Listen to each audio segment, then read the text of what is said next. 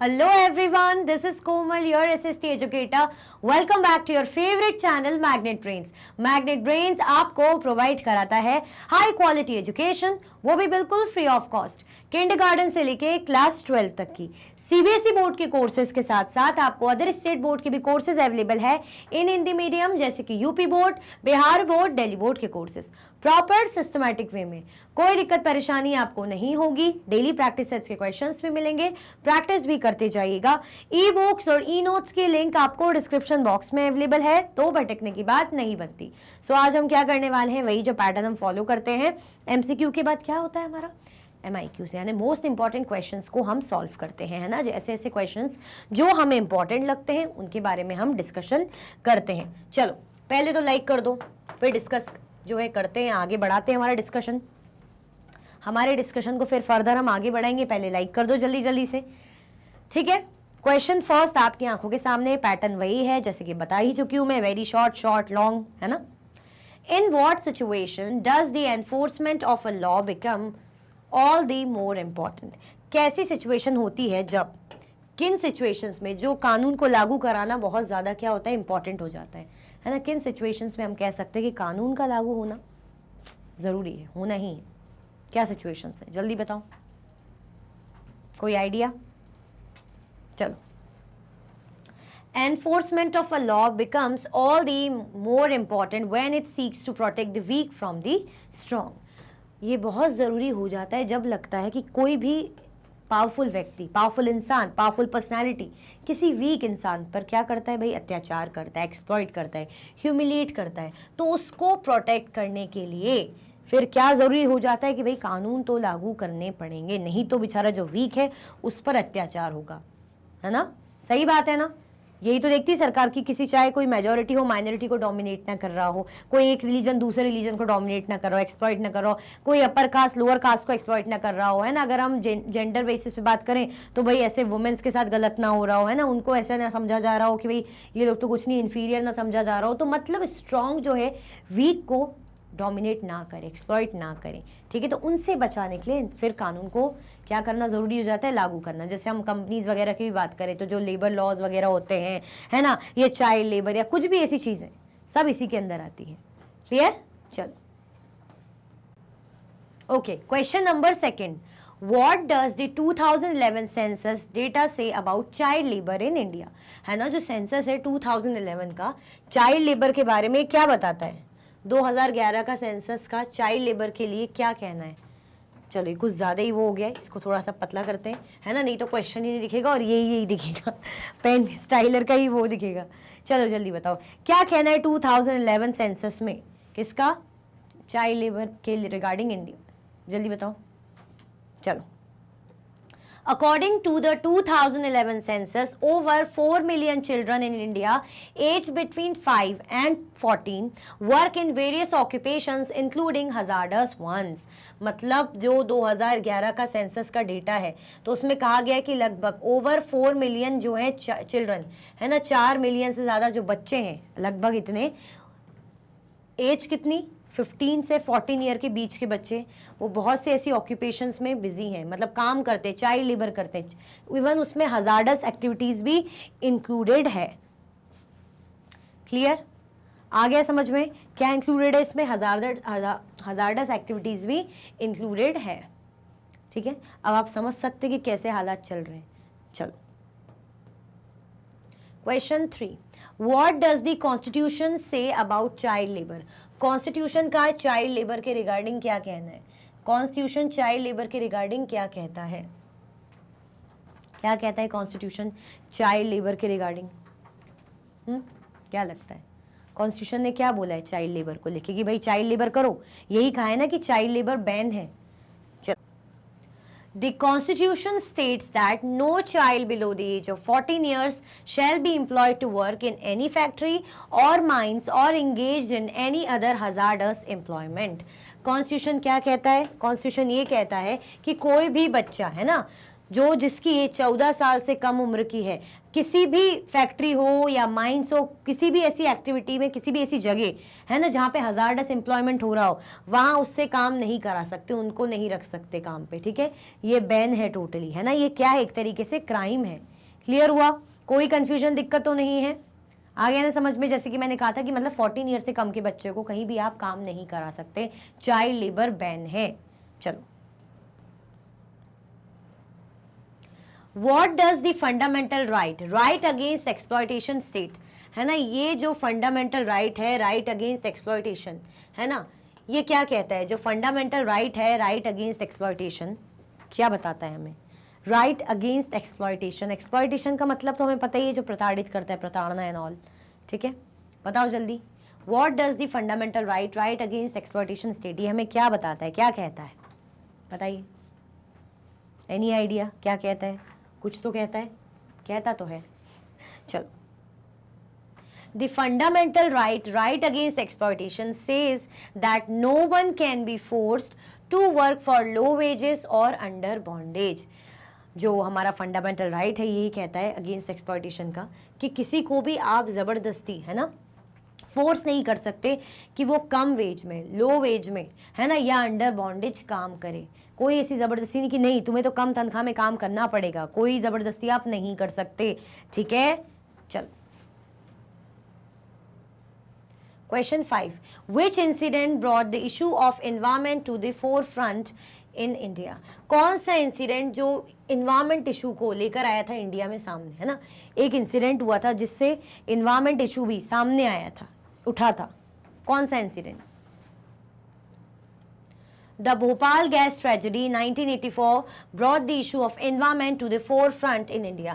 ये कौन सा था? भोपाल गैस ट्रेजेडी का जो इंसिडेंट हुआ था ना, जिसमें गैस लीक हो गई थी रात में, है ना। तो चलो, ये तो बोल रहे थे, एक चीज़ ये सामने आई थी कि ये भी ठीक है कि चलो जो फैक्ट्री के अंदर है उनकी डेथ हुई, ठीक है, लेकिन ये जो गैस है ये क्या हुई, आसपास के लोगों को भी इम्पैक्ट करा इस गैस ने, आसपास के लोगों को, नेबरहुड के लोगों पर भी इस गैस का असर दिखता है। यानी क्या करा, एनवायरनमेंट को पॉल्यूट करा इस गैस ने, ठीक है, एनवायरनमेंट पर असर पड़ा। अब यहाँ जो फैक्ट्री है इसकी गंदगी, जो केमिकल्स वगैरह है ना, वेस्टेज है, जो आज भी है भोपाल के पानी को हम कहते हैं वो कंटेमिनेट करके रखा है, दूषित करके रखा है, यानी एनवायरनमेंट को पॉल्यूट करा है। अगर एयर पॉल्यूट हो रही है, वाटर पॉल्यूट हो रही है, किसके अंदर का पार्ट है? एनवायरनमेंट के अंदर ही तो आता है ये सब, यानी इनका पॉल्यूशन। तो ये भोपाल गैस ट्रेजेडी के थ्रू एनवायरमेंटल इशू जो है सामने आया था, ठीक है। चलो,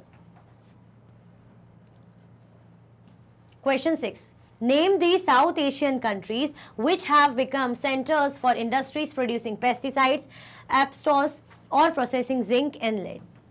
साउथ एशियन कंट्रीज का आपको नाम बताना है, जो क्या बन गई, सेंटर बन गई, केंद्र बन गई है इंडस्ट्रीज के लिए, है ना, जो प्रोड्यूस करती है पेस्टिसाइड्स, एस्पेटोस और जो जिंक और लेड को भी प्रोसेस करती है। वो कंट्रीज का आपको नाम बताना है, साउथ एशियन कंट्रीज। क्या नाम है, जल्दी बताइए, हमने देखा था ना चैप्टर में, जल्दी बताओ।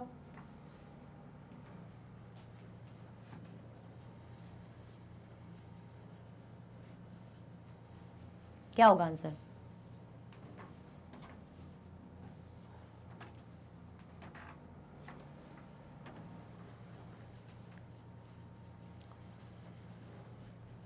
कौन सी है वो साउथ एशियन कंट्री?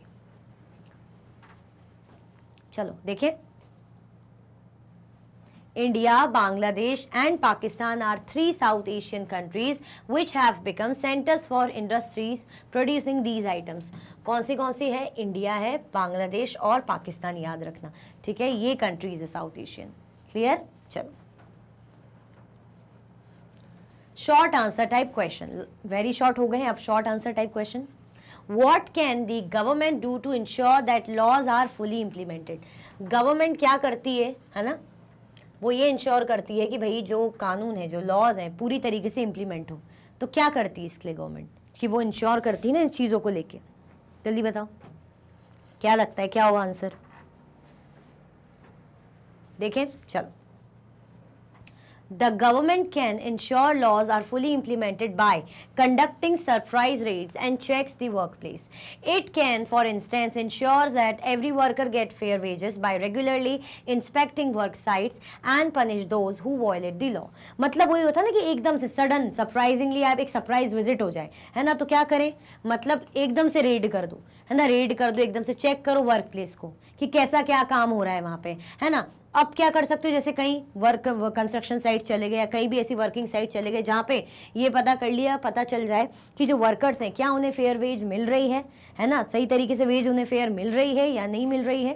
क्लियर, कोई कंफ्यूजन दिक्कत तो नहीं है, बढ़िया है सब, कोई कंफ्यूजन दिक्कत तो नहीं है। मैं पूछ रही हूँ आप लोगों से, कमेंट में मुझे ज़रूर बताओ, ठीक है। ये समझ में आया है। यहाँ पे हमें क्या कहा जा रहा है, यहाँ पे हमें कहा जा रहा है कि या तो सडन एकदम से रेड कर लो, है ना, या चेक कर लो एकदम से, या आप किसी कंस्ट्रक्शन साइट या वर्किंग साइट पे जाओ, वहाँ पे पता करो कि कहीं मिनिमम वेज जो है उससे भी तो कम नहीं मिल रहा है ना, कुछ अनफेयर वेज या कुछ ऐसा एक्सप्लॉयटेशन तो नहीं हो रहा है जो अगर ऐसा कुछ होता है जो कानून को तोड़ रहे हैं तो फिर सजा मिलेगी उनको, ठीक है। तो इस तरीके से गवर्नमेंट क्या कर सकती है, ये देख सकती है कि भाई हाँ, इंश्योर करा सकती है कि हाँ जो कानून है वो इम्प्लीमेंटेड है पूरी तरीके से, ठीक है। चलो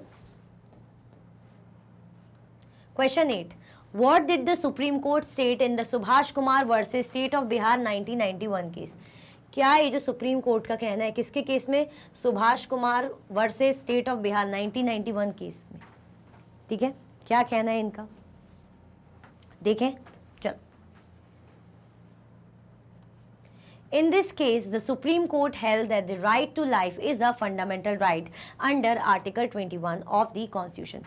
इस केस में जो सुप्रीम कोर्ट है ना, उसका ये कहना है कि जो राइट टू लाइफ है ना, जो जीने का अधिकार है, फंडामेंटल राइट है, किसके अंदर आता है, आर्टिकल 21 के अंदर। ऑब्वियसली जीने का अधिकार सबको है, सबके लिए एक बराबर है, of the constitution. It includes the right to the enjoyment of pollution free water and air for full enjoyment of life. अब इसमें ये भी इंक्लूडेड होगा, ऐसा नहीं कि राइट टू लाइफ में और चीज़ें नहीं हो सकती, इसमें अच्छा इन्वायरमेंट, साफ सुथरा इन्वायरमेंट, है ना, जिसमें क्या होगी, एयर फ्री पॉल्यूशन होगी, है ना, एयर फ्री पॉल्यूशन बोली, पॉल्यूशन फ्री एयर होगी, साफ सुथरी हवा होगी, ठीक है, साथ में अच्छा साफ पानी जो मिले, यानी इन्वायरमेंट अच्छा मिले, तो ये सब भी राइट टू लाइफ के अंदर इंक्लूडेड है। सही बात है, अगर मानो आप दूषित पानी पी रहे हो, आप दूषित हवा को ब्रीथ कर रहे हो, तो आपकी हेल्थ खराब नहीं होगी, आपकी जान भी जा सकती है, यानी आपकी राइट टू लाइफ क्या होगी भाई, उसका जो राइट है एक्सप्लॉइट होगा, है ना, वायलेट होगा। क्लियर, चल question 9, what are the responsibilities of the government in addressing the issue of environment.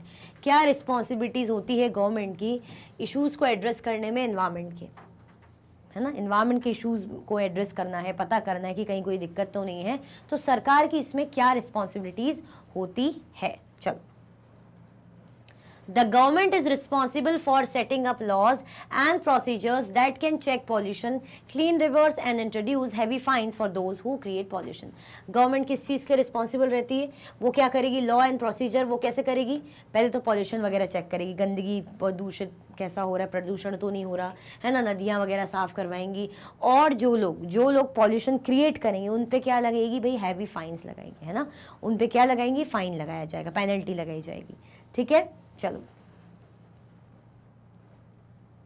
Question 10, why is the perceived worth of an Indian worker is so low, है ना, क्यों ये जो वर्थ है इंडियन वर्कर की सो लो, ये कम क्यों है, इतनी लो क्यों है। हमने देखा था ना वर्कर्स की वर्थ, तो हमने ये समझ में आया था हमको कि हाँ वर्थ तो कम है, उतना इतना इंपॉर्टेंस नहीं दी जाती, क्योंकि पता है ना कि यहाँ के लोग क्या है, ऑलरेडी एम्प्लॉयमेंट बहुत कम है, जनता बहुत ज़्यादा है, ठीक है। ऊपर से अगर बात करें जो पुअर पीपल है, जो एजुकेटेड इतने है भी नहीं, तो क्या करेंगे भाई, जहाँ भी काम मिलेगा वो करने को तैयार हो जाएंगे, उनको लगेगा कम पैसे में ही सही, तो भाई कम पैसे में भी कर लेंगे, क्यों, उनकी मजबूरी है, वरना कहीं और काम नहीं मिलेगा, फिर क्या होगा, कैसे बेचारे कमाएंगे। तो ऐसे में एम्प्लॉयर भी इनका फ़ायदा उठाता है, उन्हें भी पता होता है, उसे भी पता होता है कि ये लोग तो मजबूर हैं, ये इनसे हम कुछ भी काम करा लें, कितनी भी देर तक वर्किंग आवर्स करा लें, कम पैसे दें या नहीं भी दें कभी, तो ये लोग कुछ नहीं बोल सकते, क्योंकि हम इनको नौकरी से निकाल देंगे तो फिर बेचारे क्या ही करेंगे। तो उनको भी पता होता है, तो वो भी फ़ायदा उठाते हैं, इसलिए उनकी वर्थ, जो एम्प्लॉयज़ हैं, जो मतलब वर्कर्स हैं, उनकी वर्थ इतनी नहीं होती। चलो देखते हैं answer. The perceived worth of an Indian worker is low because of high population and large scale unemployment. जो वर्थ है इंडियन वर्कर्स की वो कम है, क्यों, क्योंकि पॉपुलेशन ज़्यादा है और एम्प्लॉयमेंट कम, जैसे कि मैंने बताया था। Here one workers can easily replace another, यहाँ पे एक पर्सन दूसरे को क्या कर सकता है, इजिली रिप्लेस कर सकता है, ठीक है, क्योंकि हमने देखा ना कि हाई पॉपुलेशन है और लार्ज स्केल ऑफ अनएम्प्लॉयमेंट, मतलब अनएम्प्लॉयमेंट बहुत ज़्यादा है यानी एम्प्लॉयमेंट कम है, बेरोजगारी बहुत ज़्यादा है यानी रोजगारी कम है, नौकरियाँ उतनी है नहीं। अब नौकरियाँ उतनी है नहीं लेकिन लोग बहुत है, तो अगर एक हटता है तो तुरंत दूसरा मिल जाएगा, वो भी नाटक करेगा, तुरंत हट जाएगा, दूसरा आ जाएगा, बिल्कुल बैठे हैं रेडी, सब लाइन में लगे, ये समझ लीजिए। Since there is so much unemployment, there are many workers who are willing to work in unsafe conditions in return for a wage. अब जैसे कि मैंने कहा ना कि पता है कि नौकरियों की कमी है, अनएम्प्लॉयमेंट इतना ज़्यादा है, तो जो लोग हैं जिनको नौकरी की बहुत ज़रूरत होती है तो बेचारे मजबूर हो जाते हैं और वो रेडी हो जाते हैं ऐसी सिचुएशन में, अनसेफ सिचुएशन में भी काम करने को, जहाँ पर उन्हें सेफ नहीं भी लग रहा हो तो वहाँ भी वो लोग काम करने को रेडी हो जाते हैं, तैयार हो जाते हैं। Employers use this vulnerability of workers and ignore safety measures in workplaces. फिर एम्प्लॉयर्स क्या करते हैं, जो मालिक लोग होते हैं उनको पता है ये तो इनकी मजबूरी है, तो क्या करता है कि फिर हम क्या ही इतना सेफ्टी वगैरह का करवाएं, क्यों ही इतना वेज दें इनको, है ना, क्या फ़ायदा इतना वेज वगैरह दे के इनको, जब ये खुद मतलब हमें पता ही चल गई इनकी मजबूरी है ना, इनकी कमज़ोरी पता चली गई है, इनकी वीकनेस पता चली गई है कि मजबूरी है, तो हम क्यों इतना ज़्यादा सुविधाएँ दें इन्हें, कोई मतलब नहीं है, काम करेंगे 10 बार करेंगे, ये नहीं करेंगे तो दूसरे आ जाएंगे, इसीलिए जो वर्कर की वर्थ यहाँ पे नहीं है। क्लियर, चलो, नहीं मतलब कम है। चलो, question 11, was the Bhopal gas tragedy an accident, give reason for your answer. क्या जो भोपाल गैस ट्रेजेडी हुई थी वो एक्सीडेंट था? Give reason for your answer, आपको अपने आंसर का रीजन देना, यस और नो आप बोलेंगे, क्या एक्सीडेंट था, यस और नो, जो भी आपका रहेगा आंसर, उसके बाद आपको रीजन भी बताना है, कारण भी बताना है, क्योंकि यस और नो किस बेसिस पे बोल रहे हो, रीजन भी होना चाहिए। The Bhopal gas tragedy was not an accident, Bhopal gas tragedy क्या थी, एक्सीडेंट नहीं थी। सही बात है, हमने देखा था जब हम पढ़ रहे थे चैप्टर में तो हमें समझ में आया था कि ये किसी भी प्रकार का एक्सीडेंट नहीं था, है ना, ये क्या थी, गलती थी, ये लापरवाही थी, क्योंकि जब हम चैप्टर पढ़ रहे थे ये भी चीज़ देखी गई थी कि इस इंसिडेंट से पहले जो ट्रेजेडी हुई थी, गैस लीक हुई थी, इससे पहले भी 1-2 माइनर इंसिडेंट हो चुके थे, है ना, मतलब जो वर्कर थे उनको इंजरी पहुंची थी, 1-2 मर भी गए थे, लेकिन फिर भी कंपनी ने क्या करा, इग्नोर करा, लापरवाही करी, यानी जानबूझ के कि छोड़ो क्या करना, देखेंगे आगे जो होगा। अब आगे क्या हुआ, मेजर इशू हो गया, है ना, मेजर इशू हो गया, लेकिन एक्सीडेंट नहीं कहेंगे। एक्सीडेंट मतलब जब सब कुछ सही चल रहा हो, आज तक कोई केस ना हो जाए तो तब फिर हो जाए, एक बार तो लगेगा अरे हाँ पहली बार हुआ तो ये तो गलती हो गई, लेकिन पहले से काफ़ी इंसिडेंट ऐसे हो चुके थे, उसको इग्नोर करके भी आपने अगर लापरवाही की तो यानी एक्सीडेंट नहीं है, ये आपकी गलती है, ठीक है। यूनियन कार्बाइड है deliberately ignored the essential safety measures in order to cut cost, है ना, अपना खर्चा कम करने के लिए, प्रॉफिट ज्यादा अर्न करने के लिए, कौन इन पे खर्चा करे, कौन इतना सेफ्टी पे ध्यान दे, तो इन्होंने क्या करा, ये जो भी एसेंशियल सेफ्टी नीड्स थी इनको इग्नोर करा, है ना, लापरवाही की। Much before the Bhopal disaster in 1984, there had been incidents of gas leak, killing a worker and injuring several others. जैसे कि अभी मैंने बताया आपको कि 1984 डिजास्टर से तो पहले ही ऑलरेडी काफ़ी इंसिडेंट ऐसे हो चुके थे गैस लीक के, है ना, जिसके कारण वर्कर्स की डेथ हो गई थी, इवन उनको इंजरीज भी हो गई थी, है ना, पहले भी जब ऐसे काम हो चुके हैं फिर भी उसको सीरियस ना लेना, हल्के में लेकर काम करना, छोड़ो क्या इनके लिए खर्चा करना, कॉस्ट को बचाना, तो यानी ये एक्सीडेंट नहीं था। क्लियर हुआ, ये इग्नोरेंस बिहेवियर था, इग्नोर करा गया। क्लियर, कोई कंफ्यूजन, दिक्कत तो नहीं है। चलो अच्छा, 11 क्वेश्चन हो गए, आप लोगों ने लाइक किया कि नहीं किया, जल्दी जल्दी से लाइक शेयर कर दीजिए। 11 क्वेश्चन हो गए हैं हमारे, फटाफट से लाइक एंड शेयर, बिल्कुल ताबड़तोड़ तरीके से लाइक एंड शेयर कर दीजिए। 11 क्वेश्चन हमने कर लिए हैं, आगे बढ़े। चलो क्वेश्चन 12, अब long answer type question, what is the state of child labour in India as per census of 2011। 2011 के सेंसस के अकॉर्डिंग क्या स्टेट है, स्टेट थी चाइल्ड लेबर की इंडिया में, है ना, चाइल्ड लेबर का क्या स्टेटस था, देखें कैसी जो है स्थिति थी इंडिया में 2011 के सेंसस के अकॉर्डिंग अगर देखा जाए तो। चलो, according to the 2011 census, over 4 million children in India aged between 5 and 14 years work in various occupations including hazardous one.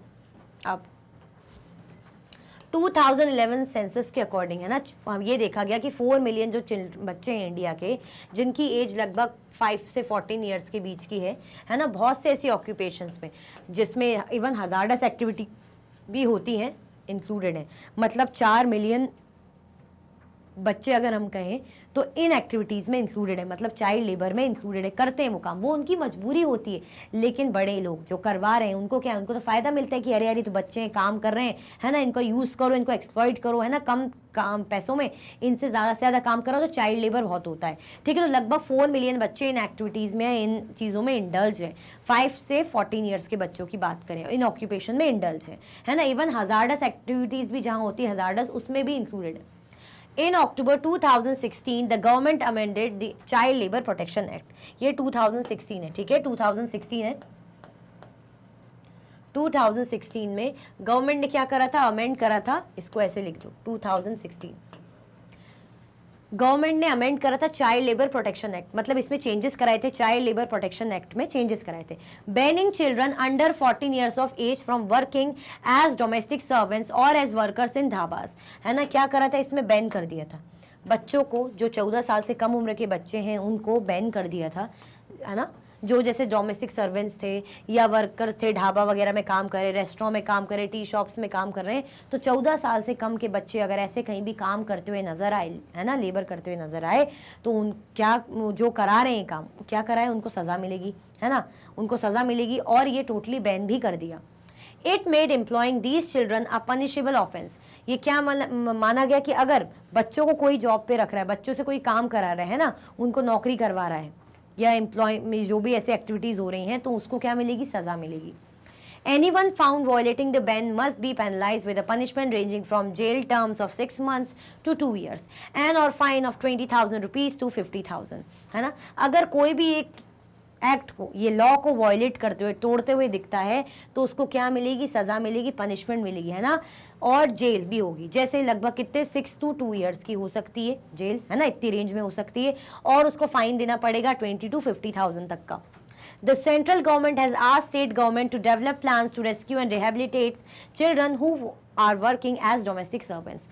अब सेंट्रल गवर्नमेंट ने क्या करा है, सेंट्रल गवर्नमेंट ने स्टेट गवर्नमेंट को, है ना, क्या बोला है, ऑर्डर्स दिए हैं कि आप क्या करो, इन बच्चों को बचाओ, रेस्क्यू करो और रिहेबिलिटेशन इनका कराओ, बच्चों को रिहेबिलिटेट करो इन चिल्ड्रंस को, है ना, जो वर्क कर रहे हैं, इवन और भी तरीके से, या डोमेस्टिक सर्वेंट्स, कोई भी किसी भी काम में इंगेज है, या डोमेस्टिक सर्वेंट है, किसी के भाई बेचारे काम कर रहे हैं, घरों में काम कर रहे हैं, फैक्ट्री में काम कर रहे हैं, जो है टी शॉप में काम कर रहे हैं, ढाबा में काम कर रहे हैं, तो अगर ऐसा कुछ भी है तो उनके लिए उनको रेस्क्यू करो, उनको बचाओ, ठीक है। और अगर कोई भी एम्प्लॉय कर, मतलब इनको जॉब पे रखते हुए मिल जाता है, जैसे मैं हूँ कि मैं किसी बच्चे से काम करा रही हूँ, तो मुझे क्या मिलेगी, 6 से 2 साल की सज़ा हो सकती है, या और 20 से 50,000 का, 20 से 50,000 का फाइन भी हो सकता है, पेनल्टी भी हो सकती है। तो ये कहा गया था 2016 जो एक्ट अमेंड करा था, ठीक है, क्लियर हुआ।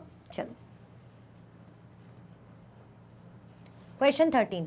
Compare and contrast UC's safety system in Bhopal with that of its other plant in the USA. अब UC की जो सेफ्टी सिस्टम थी भोपाल में कैसी थी और USA में कैसी थी, है ना। USA में जो इनका अदर प्लांट था वहाँ पे सेफ्टी सिस्टम कैसा था, और भोपाल में जो ये प्लांट था यूनियन कार्बाइड का, यहाँ का सेफ्टी सिस्टम कैसा था, इनके बीच में हमें कंपैरिजन और कंट्रास्ट करना है। चलो, at its West Virginia plant in the USA, the Union Carbide had put in place computerized warning and monitoring system. मतलब यहाँ देखो, यहाँ कितनी ढील दी हुई थी, यहाँ पे कुछ सेफ्टी ऐसी नहीं थी। लेकिन अगर हम बात करें यूएसए में, है ना, अपने देश में, इस यूनियन कार्बाइड कंपनी ने क्या कर रखी थी, बढ़िया सेफ्टी कर रखी थी। At its West Virginia plant, है ना, यहाँ पे प्लांट था यूएसए में, Union Carbide had put in place computerized warning system. अच्छा देखो, कंप्यूटर वाला वार्निंग सिस्टम था, क्या बात है ना। मॉनिटरिंग सिस्टम था, प्रॉपर मॉनिटरिंग होती रहती थी, नजर रखी जाती थी। Whereas the UC plant in Bhopal relied on manual gauges and the human senses of detect gas leak, है ना। अब यहाँ पे हाल ऐसे थे कि कुछ भी मशीन वाला, मतलब कंप्यूटराइज सिस्टम कुछ नहीं था, है ना। यहाँ पे अगर सूंघ के किसी को खुशबू आ गई, स्मेल आ गई कि हाँ गैस लीक हो रही, तो पता चल रहा है, या मैनुअल गॉजेस से, है ना। मतलब यहाँ पे बढ़िया टेक्नोलॉजी यूज हो रही है, यहाँ पे बस इंसान ने अगर पता चल गया उनको कि भाई हाँ स्मेल आ रही, कुछ लीक हो रहा है, तो बस। कितना डिफरेंस है, अपनी कंट्री में कितना अच्छा सेफ्टी मेजर है और यहाँ पे कुछ भी नहीं है ऐसा। The company cut its cost by seriously compromising on safety in the Bhopal plant. मतलब कंपनी ने यहाँ क्या कर रही थी, अपना खर्चा कम करना चाह रही थी कि भाई यहाँ पे खर्चा नहीं करेंगे इतना, है ना, हमें क्या है, तो दूसरी कंट्री के लोग हैं, ऊपर से हमें अपना प्रॉफिट भी देखना है, तो उन्होंने यहाँ की सेफ्टी को, यहाँ के जो वर्कर्स हैं, भोपाल प्लांट के वर्कर्स हैं, उनकी सेफ्टी को बिल्कुल भी सीरियसली नहीं लिया. Every safety device was either malfunctioning or in short supply. Safety device कैसे थे, या तो ऐसा कुछ ना कुछ दिक्कत आ ही रही थी, प्रॉब्लम दे रहे थे, या तो बहुत ही शॉर्टेज था उनका, ना इतने थे नहीं, इतने इनफ थे ही नहीं, या कम थे, या ढंग से नहीं चल रहे थे. Between 1980 and 1984, the work crew for the MIC plant was cut in half from 12 to 6 worker. 1980 और 1984 के बीच में जो वर्क क्रू था, है ना, मेक का, MIC प्लांट का, वो क्या हो गया था, लगभग हाफ, 12 से लेके 6 वर्कर्स तक पहुंच गया था, 12 से 6 तक. The period of safety training for workers was brought down from 6 months to 15 days and the post of night shift worker for the MIC plant was abolished. और यहाँ पे क्या कर दिया था, यहाँ पे जो 6 महीने की ट्रेनिंग होती थी सेफ्टी की, अब उसको 15 दिन की कर दी, और जो नाइट शिफ्ट की जो पोस्ट थी ना, जो पोस्ट ऑफ नाइट शिफ्ट, वो क्या कर दी, ये भी अबॉलिश कर दी थी. तो यहाँ पे फ़र्क था, है ना, और यहाँ पे कितना फ़र्क है, यहाँ पे ऐसा लग रहा है कुछ लेना देना नहीं है, बस हमें अपना फ़ायदा देखना है, और यहाँ पे बड़ा सेफ्टी मेजर है. क्लियर. तो ये इनकी लापरवाही के कारण भाई कितने लोग मरे और आज तक सफ़र भी कर रहे हैं. Why do foreign companies come to India? क्यों फॉरेन कंपनीज इंडिया में आती है, क्यों ये फॉरेन कंपनीज इंडिया में आती है, चलो देखते हैं. वैसे क्यों आती है, रीज़न हमने देखा था चैप्टर में, क्योंकि इनको यहाँ पे चीप लेबर मिल जाते हैं, हार्ड वर्किंग लेबर मिल जाते हैं, है ना, खर्चा यहाँ पे ये लोग कम करते हैं, इवन एनवायरनमेंट भी यहाँ का डिग्रेड होता है, अपनी कंट्री का तो बढ़िया सेफ रहता है इनका, है ना, और वहाँ पे जो है इनको अपनी खुद की कंट्री में थोड़ा सेफ्टी, है ना, और प्रॉपर फेयर वेजेस वगैरह देनी पड़ती है. लेकिन यहाँ पे ऐसा कुछ भी नहीं है, मन मर्जी काम करो, है ना, तो उनको क्या मिलता है, फ़ायदा मिल जाता है. ठीक है, चलो. Privately own companies are always aiming for profit maximization. अगर हम बात करें प्राइवेट कंपनीज की, तो उनका मेन एम क्या रहता है, प्रॉफिट अर्न करना, है ना, उनका मेन एम प्रॉफिट अर्निंग ही रहता है. Foreign companies also come to India with the same motive. Foreign company आती है इंडिया में, उनका भी सेम मोटिव रहता है, क्या, प्रॉफिट अर्निंग मोटिव, है ना, प्रॉफिट अर्न करना है. Availability of cheap labour is the prime attraction. इनकी अट्रैक्शन का मतलब अगर हम देखें, जो इनको सबसे ज़्यादा अच्छा लगता है, बढ़िया लगता है, वो है कि चीप लेबर, सस्ते जो है मजदूर मिल जाते हैं सस्ते दामों में, है ना, कि कम पैसा दो, कम वेज दो और मजदूरी करवाओ. Wages that the companies have to pay to workers, say in the USA, are far higher than what they pay to workers in poorer countries like India. अगर हम देखें जो USA के जो वर्कर्स हैं, है ना, उनको जितनी वेजेस मिलती है as compared to that, India के वर्कर्स की वेजेस तो बहुत ही कम है ना, बहुत ज़्यादा ही कम है. और यूएसए में जो वर्कर काम करते हैं उनकी वेजेस अच्छी खासी है. Companies can get longer hours of work for lower पे, है ना, कंपनीज को क्या मिल जाते हैं, ऐसे लेबर मिल जाते हैं जो क्या करते हैं, बढ़िया कम उनको पैसे मिलते हैं और लंबे समय के लिए काम करते हैं. पता रहता है उनको कि इनकी भी मजबूरी है ना, अगर ये लोग छोड़ेंगे तो दूसरे को हम बुला लेंगे. वैसे भी इंडिया में क्या है, एम्प्लॉयमेंट बहुत कम है और जनता बहुत ज़्यादा है, तो इनको फ़ायदा रहता है, इनको पता है कि भाई इनकी कमज़ोरी क्या है, तो लोग को पता है कि हार्ड वर्किंग लेबर मिल जाते हैं, वो भी चीप रेट में. Additional expenses like housing for workers are also fewer. Additional जो खर्चे हैं, एक्सपेंसेस है, जैसे हाउसिंग वगैरह सिस्टम, तो वो भी बहुत ही कम है. Cost cutting can also be done by other more dangerous means because of lax safety rules in India. Cost cutting भी करते हैं, है ना, cost cutting करेंगे ताकि हमारा ज़्यादा खर्चा ना हो, हम अच्छा खासा प्रॉफिट अर्न करें, हम क्यों इन पे खर्चा करें, है ना, तो cost cutting करते हैं. और कैसी सिक्योरिटी रहती है, जो रूल सेफ्टी रूल्स रहते हैं वो भी इनके ढीले रहते हैं, है ना, इतना स्ट्रिक्ट ऐसा कुछ रहता नहीं है. Due to high population and rampant unemployment, employers exploit workers because of their vulnerable positions and there is always the option to replace one employee with another. जैसे कि मैंने बताया ना, इनको पता होता है कि नौकरियां बहुत कम है, रोजगारी बहुत कम है, बेरोजगारी बहुत ज़्यादा और जनता बहुत सारी है.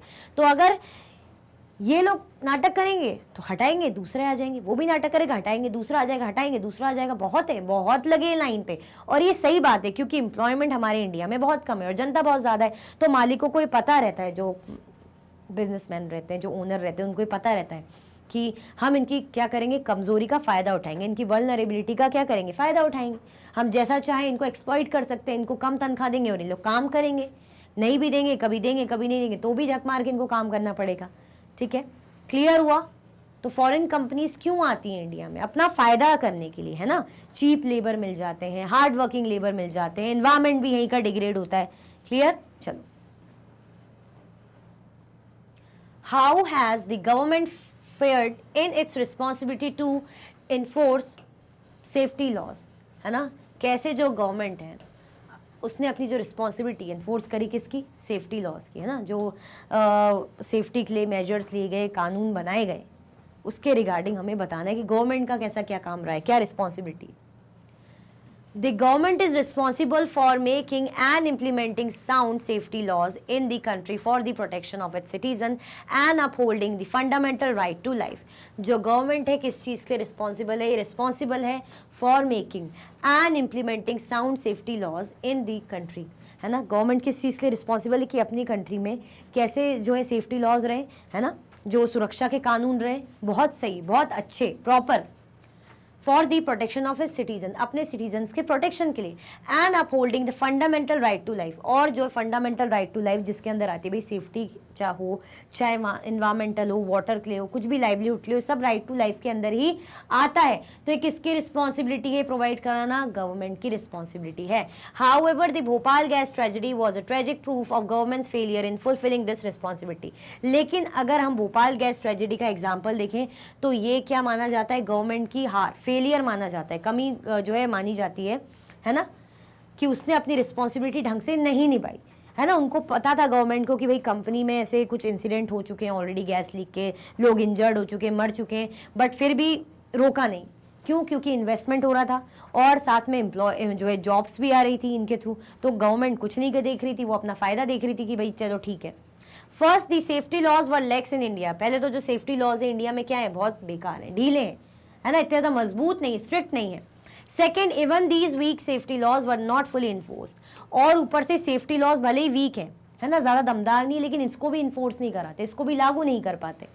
The government officials refused to recognize the Bhopal plant as hazardous and allowed it to come up in populated locality. जो गवर्नमेंट ऑफिशियल्स थे, है ना, जबकि इनको म्युनिसिपल ऑफिसर्स ने कहा था कि ये जो कंपनी सेटअप हो रही है ये सही नहीं है, ये इन्वायरमेंट के लिए सही नहीं है ना, लेकिन गवर्नमेंट ने क्या करा? इग्नोर करा, इस चीज़ को मना करा और इन कंपनी को क्या करा? अलाउ कर दिया कि भाई आप आइए और क्या करिए, इस पॉपुलेटेड लोकेलिटी में आप फैक्ट्री या कंपनी सेटअप कीजिए और अपना काम कीजिए। जबकि गवर्नमेंट को बोल चुकी थी म्युनिसिपल ऑफिसर्स कि भाई ये सही नहीं है ना, लोगों की सेफ्टी के लिए और जो काम करेंगे उनकी सेफ्टी के लिए ये बिल्कुल नहीं, क्योंकि पेस्टिसाइड प्रोड्यूस करते हैं, जहरीली गैस वगैरह का यूज़ हो जाता है, तो ये दिक्कत दे सकता है। लेकिन गवर्नमेंट ने क्या करा? इग्नोर करा, हल्के में लिया। क्लियर? आया समझ में? आगे बढ़े, चलो। Despite objections, the government insisted that clean technologies and safer procedures were not just an option because the state needs job and investment. The government thus failed in its responsibility to protect the interest of the people and seriously compromised on their safety.